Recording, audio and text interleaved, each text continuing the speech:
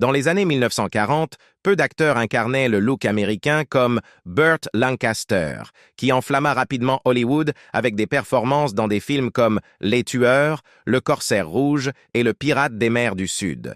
Avec le temps, il serait nommé pour 4 Oscars du meilleur acteur, remportant une statuette pour Elmer Gantry alors qu'il avait la quarantaine bien entamée. À la fin de sa carrière, l'American Film Institute l'a classé 19e sur sa liste des 50 meilleurs acteurs du XXe siècle. Cependant, parallèlement à une carrière longue et réussie, sa vie personnelle était un véritable désordre, avec des excentricités, des relations compliquées, des problèmes de santé persistants et un départ inattendu et regrettable de la légende du grand écran. Sa mort et celle de son fils ont laissé de nombreuses questions pour les médias et les fans. Explorons la vie fascinante de cet individu et découvrons les mystères derrière leur décès. De la jeunesse troublée à la célébrité hollywoodienne. Burton Stephen Lancaster est né dans le quartier de Little Italy à East Harlem, New York. Son père, d'origine irlandaise, travaillait comme employé des postes, tandis que sa mère, Lizzie, était connue pour son caractère féroce, l'ayant un jour sévèrement punie pour être revenue avec la mauvaise monnaie de l'épicerie. Pendant ses années au lycée DeWitt Clinton, Lancaster se serait battu au couteau et aurait passé plusieurs mois à se remettre d'une blessure. Il a plus tard admis qu'il était un jeune troublé qui aurait pu devenir un criminel sans son implication dans l'athlétisme et son amour de la lecture, en particulier les œuvres d'Ernest Hemingway et F. Scott Fitzgerald. À 14 ans, Lancaster mesurait 1,87 mètres et excellait en basketball. Bien qu'il ait reçu une bourse pour jouer à l'Université de New York, il choisit plutôt de devenir acrobate avec le cirque des frères Kay. Il décrivait cela comme une vie formidable, bien qu'il mentionnât rarement son bref mariage avec une adolescente acrobate nommée June Ernst. En 1939, une blessure à la main obligea Lancaster à quitter le cirque. Il occupa ensuite divers emplois, notamment chauffeur de camion, pompier, emballeur de viande et vendeur de chapellerie au grand magasin Marshall Field de Chicago. Ses collègues se souvenaient de lui surprenant les clients avec des poiriers sur les comptoirs et des roues dans les allées. Recruté en 1942, Lancaster passa 3 ans à l'étranger dans l'unité des services spéciaux de la 5e armée. Il racontait avec humour son temps en tant que tournant de page pour un pianiste soldat lors de tournées en Afrique du Nord, en Italie et en Autriche. Pendant son service, il rencontra Norma Anderson, une animatrice de l'USO. Après son retour à New York, Norma l'aida à obtenir une audition au théâtre, attirant l'attention du producteur Mark Hellinger.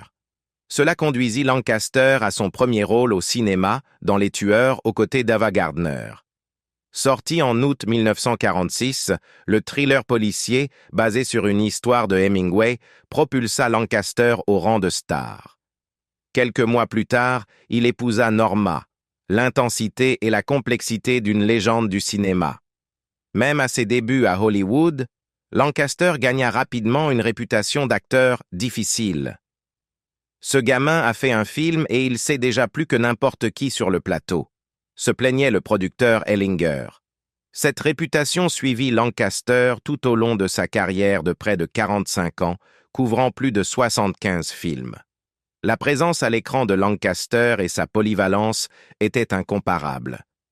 Certains de ses rôles les plus mémorables incluent l'écrivain de potins sournois G.G. Hunsaker dans Sweet Smell of Success, le prince sicilien du XIXe siècle dans Le Guépard de Visconti et l'ornithologue solitaire dans L'Homme d'Alcatraz, qui lui valut le prix du meilleur acteur au Festival de Venise de 1962.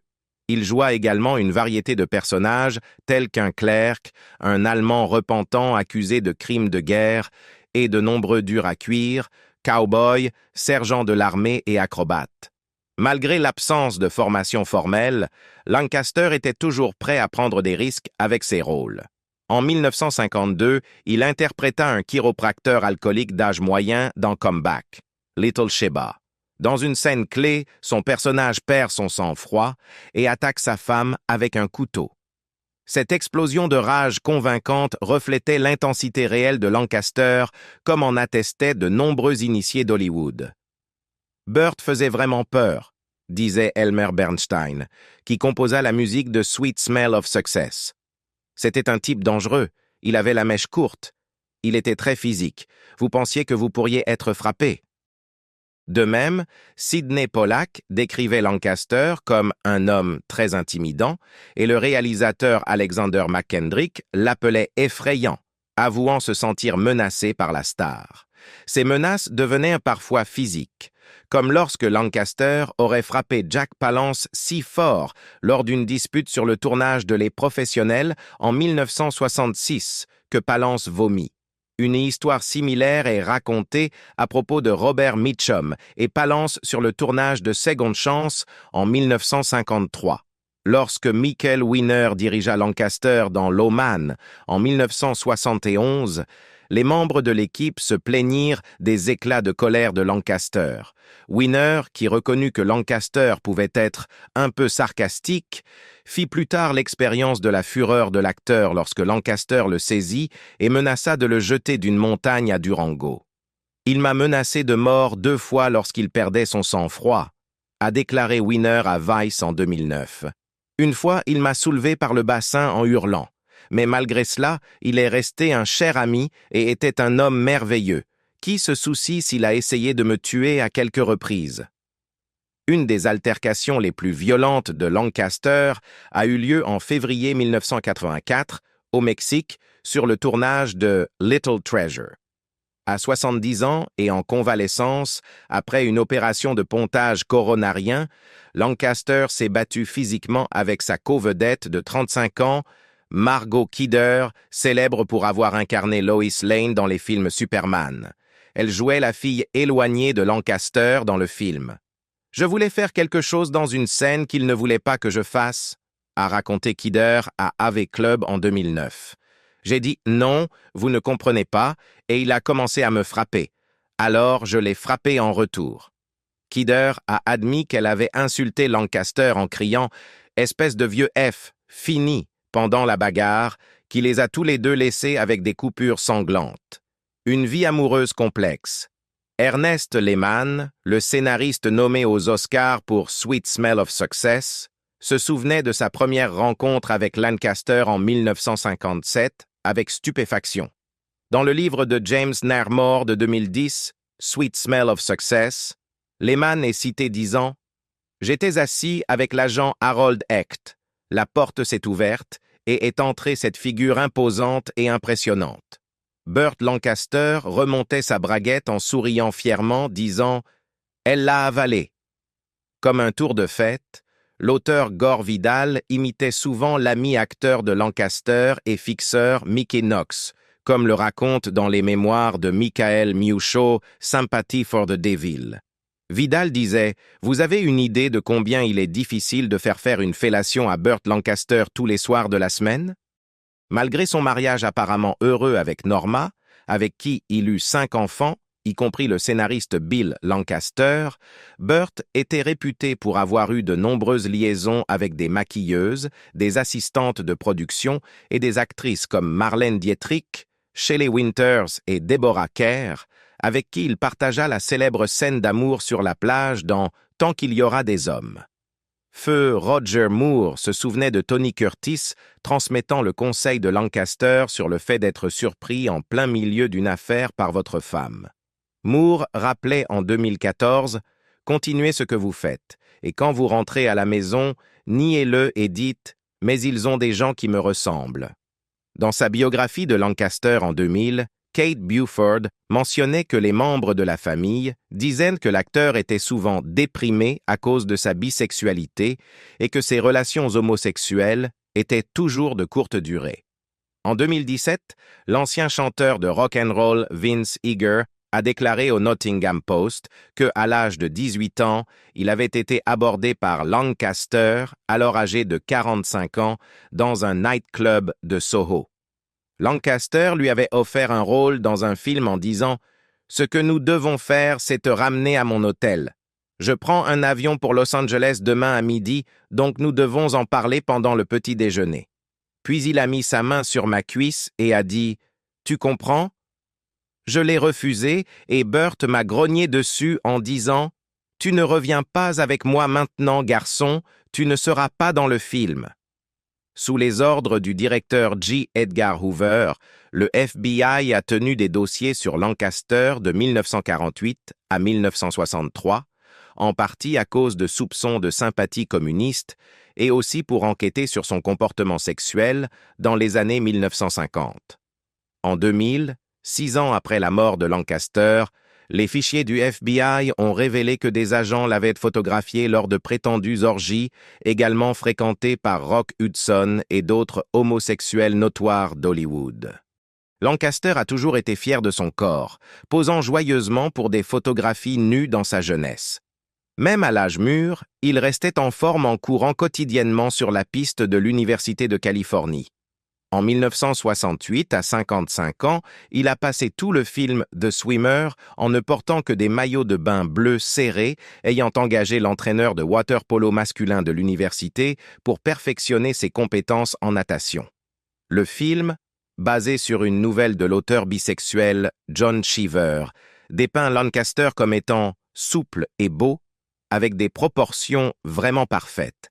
Il est comme une statue grecque, selon Buford. On rapporte que de jeunes hommes traînaient autour de sa loge, et 1 an après la sortie du film, son mariage de 23 ans avec Norma a pris fin. Lancaster reconnaissait ses propres défauts, admettant « Je suis une plaie. J'essaie de réaliser des films. J'essaie de dire aux autres acteurs comment jouer. Les gens me détestent. » En 1948, avec les agents Hecht et James Hill, Lancaster a créé Hecht Hill Lancaster et a fondé une société de production cinématographique appelée Norma Productions, du nom de sa femme, pour réaliser des films. Il critiquait la répétitivité des histoires d'Hollywood, disant « Si nous avions pu faire certaines des histoires que nous voulions faire sous le système des studios, nous n'aurions pas eu besoin de créer notre propre société, mais il voulait juste faire les mêmes histoires encore et encore. » La société a produit de nombreux films notables, dont Le Corsaire Rouge, Sweet Smell of Success et Marty, qui mettait en vedette Ernest Borgnine et a remporté 4 Oscars, dont celui du meilleur film. Robert Redford a un jour auditionné chez Hecht Hill Lancaster et était étonné par le trapèze spécial et les cordes que Lancaster avait installées. La fille de Lancaster, Joanna, se souvient que son père a une fois fait grimper un prétendant à 25 pieds de corde comme un test pour voir s'il pouvait sortir avec elle. Un rôle diversifié au-delà des projecteurs. En dehors de l'écran, Lancaster était un fervent défenseur des droits civiques et était l'un des rares acteurs honorés pour parler lors de la marche sur Washington de Martin Luther King en 1963. Il a activement fait campagne pour George McGovern lors de l'élection présidentielle de 1972, ce qui l'a placé sur la tristement célèbre liste des ennemis du président Nixon en 1973. Lancaster aurait refusé le rôle emblématique de Clint Eastwood dans Dirty Harry, parce qu'il croyait que cela promouvait une approche régressive et de droite de l'application de la loi. En 1984, Lancaster a reçu le Mental Health Award du département de psychiatrie de l'UC Irvine pour son travail sur des vidéos abordant les problèmes des personnes atteintes de maladies mentales à long terme. En 1987, il a été honoré comme homme de l'année par l'association Aid for AIDS après avoir posé pour une affiche légendée « Réfléchissez avant d'agir, ne contractez pas le sida ». Cette reconnaissance pour son travail caritatif est survenue lors d'une résurgence tardive de sa carrière, qui comprenait des rôles principaux dans Atlantic City, 1981, Local Hero, 1983, et Field of Dreams, 1989. Dans Atlantic City, il a obtenu sa 4e et dernière nomination pour l'Oscar du meilleur acteur pour son rôle de gangster vieillissant dans le chef-d'œuvre de Louis Malle. Même en tant qu'acteur plus âgé, Lancaster a conservé son esprit fougueux.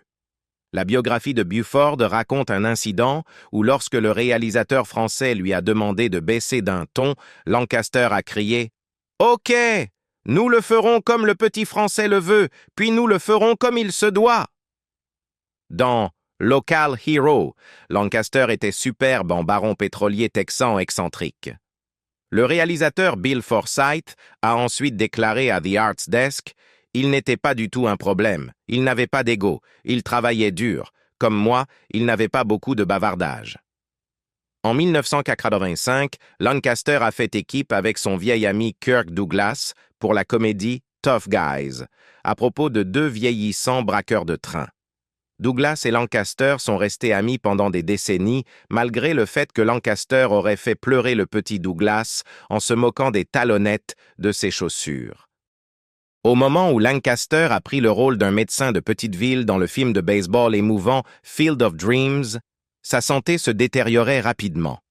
Des années de tabagisme intensif avaient déjà causé une maladie cardiaque et en septembre 1990, il a subi un accident vasculaire cérébral qui l'a laissé partiellement paralysé, juste 2 mois après avoir épousé Susan Scherer, une coordinatrice de production télévisuelle de 48 ans. Lancaster est resté invalide pendant les 4 dernières années de sa vie. Finalement, il a refusé toutes les visites, y compris celle de son vieil ami Douglas. Lancaster est décédé d'une crise cardiaque dans son condominium en Californie à l'âge de 80 ans, le 20 octobre 1994. Il a été enterré en privé, ayant demandé qu'aucun enterrement ou service commémoratif ne soit organisé. Sa maîtresse de longue date, Jackie Bone, a un jour observé Lancaster debout et contemplatif sur un parcours de golf, notant pour elle-même « Voilà un homme malheureux ». Malgré son image publique, Lancaster insistait sur le fait que les gens ne comprenaient pas son véritable caractère, affirmant qu'il n'était ni abrasif ni agressif, mais plutôt intellectuel et anxieux. Le tempérament de Lancaster a été mis à l'épreuve de manière célèbre lors d'une apparition dans l'émission télévisée de Mike Wallace en avril 1962 pour promouvoir L'homme d'Alcatraz. Wallace a raconté plus tard « Burt Lancaster s'est tellement mis en colère contre moi que j'ai cru qu'il allait me frapper.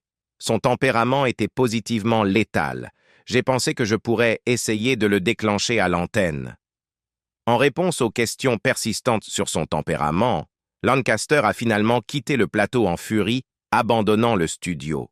Son invitée, Barbra Streisand, a remarqué à Wallace « Vous n'arrêtiez pas de lui demander s'il avait un mauvais caractère. Alors il vous a montré qu'il l'avait. Lutter contre les maladies cardiaques et surmonter l'adversité. » Son état cardiaque, aggravé par des décennies de tabagisme, avait déjà nécessité plusieurs pontages coronariens dès 1983. Ces interventions étaient des tentatives cruciales pour traiter les blocages de ses artères et améliorer le flux sanguin vers son muscle cardiaque. Tout au long des années 1980 et au début des années 1990, la santé de Lancaster est restée préoccupante alors qu'il luttait contre les effets de sa maladie cardiaque. Ses choix de vie, en particulier son habitude de fumer, continuaient d'affecter sa santé cardiovasculaire malgré les interventions médicales.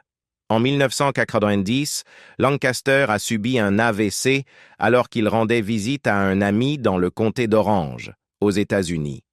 Cet incident grave a marqué l'aboutissement d'une série de problèmes de santé qui avaient tourmenté la star, connue pour ses rôles dans plus de 70 films. Lancaster, qui avait toujours été fier de sa condition physique, a affronté de nombreux revers de santé au fil des ans. Sa condition cardiaque, exacerbée par des années de tabagisme, avait déjà conduit à plusieurs pontages coronariens à partir de 1983. Malgré ses interventions, son état cardiaque a persisté, nécessitant une gestion continue. À la suite de son AVC en septembre 1990, Lancaster est resté partiellement paralysé, un revers profond qui a significativement impacté sa vie quotidienne et sa carrière. Cette crise de santé est survenue quelques mois seulement après son mariage avec la coordinatrice de production télévisuelle Susan Scherer.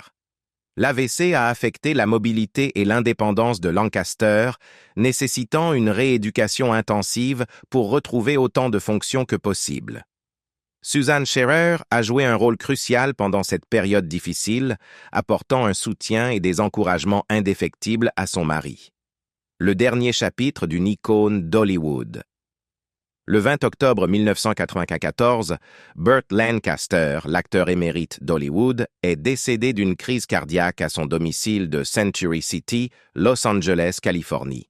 Il avait 80 ans au moment de sa mort. Les derniers moments de Lancaster étaient entourés de ses proches, y compris sa femme Susan Scherer et ses amis proches de l'industrie du divertissement. Lancaster a été inhumé au Westwood Village Memorial Park Cemetery à Los Angeles. Sa tombe est devenue un lieu de pèlerinage pour les fans et les admirateurs cherchant à rendre hommage à l'acteur légendaire. Les funérailles de Lancaster ont été une affaire solennelle à laquelle ont assisté sa famille, ses amis et ses collègues de l'industrie cinématographique. À la suite de sa disparition, diverses activités ont été organisées pour commémorer l'héritage de Lancaster. Des rétrospectives de films et des hommages ont célébré ses rôles emblématiques, du charismatique Elmer Gantry à l'introspectif L'homme d'Alcatraz. Ces films ont continué à être projetés dans le monde entier, assurant que son influence sur le cinéma perdure longtemps après sa mort. Son décès a eu un impact profond sur ses collègues et ses fans. Kirk Douglas, un ami proche et acteur, a réfléchi à l'héritage de Lancaster, déclarant « Vous savez, Burt n'est pas vraiment mort. Dans des années, les gens nous verront encore nous tirer dessus, le verront encore dans ses nombreux autres grands films. Au moins, il est en paix maintenant. » Douglas a souligné que la contribution de Lancaster au cinéma allait au-delà du jeu d'acteur. Il a décrit Lancaster comme un intellectuel curieux avec une profonde passion pour l'opéra et une recherche incessante de personnages uniques comme Elmer Gantry et l'homme d'Alcatraz. La polyvalence et le dévouement de Lancaster à son art lui ont valu le respect et l'admiration de toute l'industrie. Le fils de Burt Lancaster n'a pas non plus échappé à la maladie héréditaire de son père, William Henry Lancaster, dont la vie, que l'on croyait très accomplie dans une famille célèbre, a été marquée par le destin. Une vie pleine de luttes et de surmonter l'adversité pour réussir. William Henry Lancaster est né dans la royauté hollywoodienne en tant que fils de Burt Lancaster et de Norma Anderson. Sa vie précoce a été marquée par des défis significatifs, notamment la contraction de la polio à un jeune âge. Cette maladie a entraîné un raccourcissement de l'une de ses jambes, ce qui a affecté sa mobilité tout au long de sa vie. Malgré les limitations physiques imposées par la polio, William Henry, souvent appelé Bill, a montré de la résilience et de la détermination dès son plus jeune âge. Grandissant dans l'ombre de son père célèbre, il a navigué à la fois les privilèges et les pressions d'appartenir à une famille hollywoodienne renommée. Le divorce de ses parents en 1969 a ajouté une complexité supplémentaire à son éducation, affectant sa dynamique familiale et sa croissance personnelle. Sur le plan éducatif, William Henry a fréquenté des écoles dans la région de Los Angeles, où il a lutté contre des problèmes de santé, mais a également montré un vif intérêt pour les activités créatives. Il a finalement poursuivi une carrière d'écrivain et d'acteur, s'inspirant de ses expériences et des connaissances acquises en grandissant dans l'industrie du divertissement. Il s'est taillé une place dans l'industrie du divertissement malgré l'ombre imposante de la renommée de son père. Sa carrière a commencé par une apparition dans la populaire série télévisée The Big Valley en 1967, où il a montré son talent d'acteur. Ses premiers rôles, dont celui de King dans le film mystérieux The Midnight Man, 1974, réalisé par son père, laissaient entrevoir son potentiel à la fois dans le jeu et la narration. Cependant, c'est dans l'écriture de scénarios que William Henry Lancaster a trouvé sa véritable vocation. Il a été reconnu pour son scénario adapté du film d'horreur emblématique de John Carpenter, The Thing, basé sur la nouvelle Who Goes There de John W. Campbell Jr. Son adaptation a contribué à l'atmosphère tendue du film et à sa popularité durable parmi les amateurs d'horreur. En outre, Lancaster a écrit les scénarios originaux de 2 volets de la franchise The Bad News Bears, démontrant sa polyvalence dans les récits comiques et sportifs. En 1982, Lancaster s'est lancé dans un projet important, rédigeant le scénario initial de l'adaptation du roman de Stephen King Firestarter pour John Carpenter. Son implication a souligné son talent pour adapter des œuvres littéraires complexes en scénarios cinématographiques convaincants. Malgré ses contributions, la production a rencontré des défis et Universal Studios a finalement opté pour une direction différente sous le nouveau réalisateur Mark L. Lester. Au-delà de ses réalisations en tant que scénariste, William Henry Lancaster reste une figure notable dans l'histoire du cinéma. Ses réflexions sur The Thing ont été capturées dans le documentaire The Thing Terror Takes Shape, inclus dans l'édition collector du DVD du film. Lancaster y discute ouvertement de son processus créatif et des défis de l'adaptation de l'histoire de Campbell, soulignant son dévouement à capturer les éléments claustrophobiques et paranoïaques du récit. La vie personnelle de William Henry Lancaster. Il a épousé Kippi Kovacs, la fille du légendaire comédien Ernie Kovacs. Leur union a réuni 2 familles éminentes de l'industrie du divertissement, ajoutant une couche de lignée hollywoodienne à leur relation. Kippi Kovacs, connu pour son esprit et son charme hérité de son père, Ernie Kovacs, partageait une profonde connexion avec William Henry Lancaster. Ensemble, ils ont entrepris un parcours de mariage qui était non seulement une union d'amour, mais aussi d'intérêts partagés dans les arts et le divertissement. Pendant leur mariage, le couple a accueilli une fille nommée Kaig Christine, qui est devenue un ajout précieux à leur famille. En tant que parents, William Henry et Kippi ont élevé Kaig Christine dans un environnement enrichi par la créativité et l'influence culturelle, favorisant son éducation au sein de l'héritage de 2 dynasties du divertissement estimé.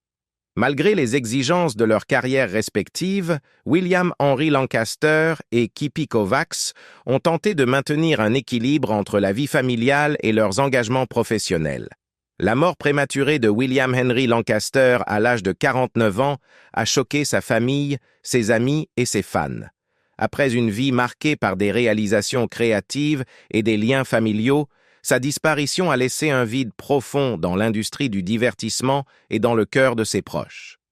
Tragiquement, Lancaster a succombé à une crise cardiaque en 1997, une condition qui avait tourmenté sa santé tout au long de sa vie adulte. Sa mort prématurée a fait écho aux défis rencontrés par son père, Burt Lancaster, qui a également lutté contre une maladie cardiaque dans ses dernières années. Dans un hommage poignant à sa mémoire, les cendres de William Henry Lancaster ont été enterrées au Westwood Village Memorial Park Cemetery.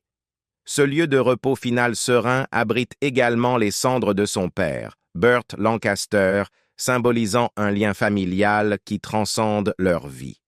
Le choix d'enterrer les cendres de William Henry aux côtés de celles de son père reflète une profonde proximité familiale et un désir d'honorer leur héritage commun dans l'industrie cinématographique. Ajoutant à la douleur de la famille, les cendres de la fille de William Henry, Kaig Christine, décédée en 2017 à l'âge de 51 ans, ont également été enterrées dans la même parcelle. Cette réunion poignante dans la mort a réuni 3 générations de Lancaster, unies dans le repos éternel et commémorées dans le cadre serein du Westwood Village Memorial Park.